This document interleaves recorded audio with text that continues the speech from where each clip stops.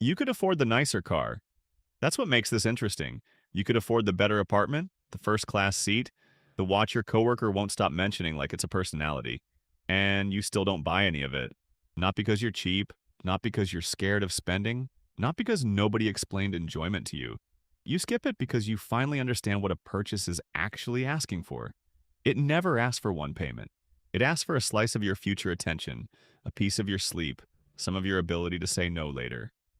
From the outside, your life looks slightly confusing. Your income says you could live louder. Your friends do the math and it doesn't add up to them. The paid off car, the same phone for years past launch day, ordering water at dinner not from necessity but from actual preference. That quiet mismatch bothers people more than you'd expect because someone who can afford everything and buys almost nothing becomes an accidental threat to a story a lot of people are trying to believe about spending and success. My name is Jeff Whitfield, and welcome to my money mindset. I'm not a financial advisor, and this isn't advice, but my goal here is to help you improve your mindset around money. This isn't an argument against spending. It's about understanding why the most powerful money move you make this year might be the upgrade you quietly decline. The cultural script says more income should become more visible, bigger square footage, a nicer badge on the car, vacation photos with better lighting. What that script conveniently skips is that every upgrade drags a shadow behind it. The house brings property tax, upkeep, furniture, and a new social circle whose spending starts to feel like the baseline. The car brings a payment, pricier insurance, and a strange new pressure to keep it spotless because now the object has a say in your mood. And the danger scales with income, because when money is tight, overspending announces itself immediately, the card gets declined, the damage is obvious fast. When you earn well, overspending gets polite. It shows up dressed as taste, calls itself convenience, insists you've earned it. That's exactly how high earners end up trapped without ever feeling reckless. Not through one disastrous purchase, but by slowly converting every raise into a slightly higher, permanent floor until the numbers look impressive and the actual freedom has quietly left the building. Picture a Saturday morning at a dealership, coffee in a paper cup, a salesperson describing a lease like it's an entrance into a better version of you. The door shuts with that expensive, engineered thud. The seat adjusts itself before you've decided you wanted it to. The payment works out to around $720 a month once the fees and add-ons settle in, and that number isn't shocking to anyone in the building anymore. Average financed car payments have climbed high enough for long enough that Experian barely raises an eyebrow reporting it these days. Nobody treats this like a big decision. You have the income, the credit score, the supposed right to enjoy it. An earlier version of you would have heard permission. Today, you hear a second, quieter question instead. If this payment leaves your account every month, what stops happening instead? Does the extra investment transfer still go out? Does the emergency fund refill as fast?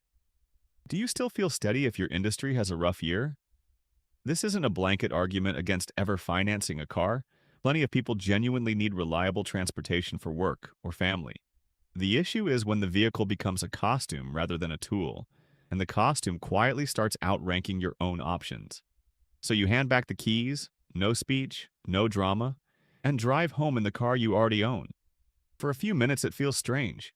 You can afford this, you'd already pictured yourself in it. Then halfway home, something else shows up. Not excitement. Something calmer, closer to relief, which tends to be the actual emotional fingerprint of a purchase you never needed in the first place. That evening, you bump up your automatic investment transfer instead of adding a new bill. Nobody notices. 6 months later, you've forgotten the trim level of that car entirely. What sticks is the feeling of staying unclaimed by it.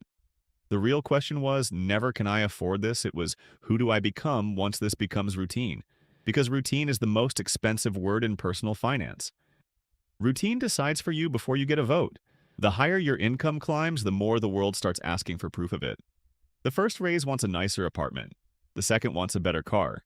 The bonus wants a trip that matches the story you're telling people. Every single one of these requests is individually affordable, which is exactly why the overall pattern hides so well.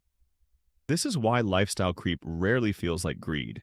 It feels like catching up to a version of yourself that already exists in your head. You tell yourself you earned it, and you did. You tell yourself this is just what people at your level do, and that phrase is exactly where the trap lives. At some point, your paycheck stops being a tool and becomes a wardrobe for an identity you feel obligated to maintain. And a surprising amount of luxury spending isn't really about pleasure at all. It's about avoiding the discomfort of being misread by a stranger, a coworker, or a neighbor in a parking lot. Build a rule before the moment arrives because once the upgrade is sitting in front of you, it becomes emotional and you start defending it before you've even bought it. Ask three things. Will this still matter in 3 months? Does it improve an ordinary Wednesday or only how I look to other people? Does it reduce pressure in my life or quietly add a new kind? That middle question carries the most weight because almost nobody's life actually happens on vacation day or promotion day. It happens on the ordinary weekday where the laundry's waiting and the calendar's full. If a purchase doesn't improve that ordinary day, treat it with suspicion. That doesn't mean never buy it. It means stop mistaking a louder life for a better one. Eventually, you stop measuring wealth by what's visible at all, and social situations start feeling strange in a new way. Someone pulls up in an impressive car, and your first reaction isn't envy anymore, it's curiosity. Is that thing paid off, or is it a beautifully disguised monthly obligation? Someone posts from a resort, and you find yourself wondering if they came home lighter or more depleted. You've started to notice that visible money and actual wealth frequently point in opposite directions. Visible money has already finished speaking. It's been converted into leather and square footage and logos. Actual wealth stays quiet because its whole purpose is optionality, and optionality simply doesn't photograph well. The Federal Reserve's own survey of consumer finances has shown for years that income and net worth are not the same measurement at all. Two households earning identical salaries can be living in completely different financial realities, depending on whether their income turns into obligations or into assets. That distinction becomes a private scoreboard, not for ego, but for pressure. How many months could you survive without a paycheck? How much of your income is already spoken for before you're even awake? How many of your decisions come from genuine desire versus quiet fear? Vanguard's own 2026 retirement savings report found that average retirement account balances climbed after strong markets, landing around $167,970, while the median sat at just $44,115. That gap between average and median isn't comforting. It's a quiet warning about how unevenly financial habits actually compound across ordinary people. Most people don't fall behind through one dramatic mistake. They fall behind through small defaults. The forgotten subscription, the raise that got fully absorbed, the emergency fund that was always going to get built later. The people who pull ahead usually aren't smarter, they just have better defaults. Money leaving the account automatically before lifestyle gets a chance to negotiate. There's a day this whole approach stops being theoretical. Maybe a manager calls a meeting in a tone that makes everyone straighten up, restructuring. Nothing final yet, but everyone hears what isn't being said out loud. You watch the math play out across people's faces in real time. The mortgage, the car payment, the tuition, the renovation loan, the trip already booked and non-refundable. These aren't foolish people. Plenty of them earn more than most Americans ever will, but their income is so fully claimed that uncertainty itself starts to feel like an emergency before anything's actually happened. And then you notice your own body, pulse a little elevated, but the floor isn't dropping out from under you because your actual life costs less than your income. Cash sits ready. Investments you don't need to touch keep compounding untouched. There's no car payment demanding anything from you. For years, this might have looked like underliving. In this exact moment, it feels like armor. This is the real payoff nobody advertises. Not that you never get to enjoy money, but that your circumstances don't instantly become negotiable the moment somebody else has a bad quarter. You get to think. You get to wait. You can take a severance package and actually breathe through it instead of panicking into the next job out of fear. None of this means living without pleasure. The goal was never spending the least possible amount, it's wasting the least. A cheap life asks, how do I pay less for everything? A genuinely wealthy life asks what's actually worth paying for it all. You still buy the mattress because sleep touches literally every day that follows it. You still book the flight that lets you see family without turning a weekend into exhaustion. You hire help for the task that quietly drains you every single week. What you stop buying are the props, the upgrades that mostly exist for an imagined audience inside your own head, the version of yourself that needs a stranger's glance to complete a sentence. Then there's Cooper. He's a friend from the old office, funny, generous, always first to suggest the new restaurant. Every bonus becomes an immediate upgrade, a new SUV, a bigger building, a nicer watch. His argument is that money comes back, but memories don't. And he isn't entirely wrong, some memories are genuinely worth paying for. But you've started noticing his memories come with a lot of recovery time attached. The vacation followed by a balance transfer, the new place followed by griping about rent, the new car followed by jokes about being trapped at a job he resents. His life looks full from the outside and carries almost no margin underneath it. One night, the group starts talking about houses in that half-scrolling, half-performing adulthood way people do. And someone asks why you haven't moved into somewhere nicer yet. You could. Easily, the numbers would work. You just say you like having options, and the table goes quiet for a second before somebody changes the subject. Later, Cooper texts you privately asking if you ever worry you're saving for a future that might not even arrive. It's a fair question because there's a version of frugality that's really just fear wearing a responsible outfit, saving not from wisdom but because spending itself feels unsafe. So you answer honestly that you spend plenty on the things you genuinely regret skipping. Don't spend to impress people you don't even particularly like. Don't save to avoid a life you actually want to be living. Both of those are just fear wearing different clothes. Years pass and something strange happens.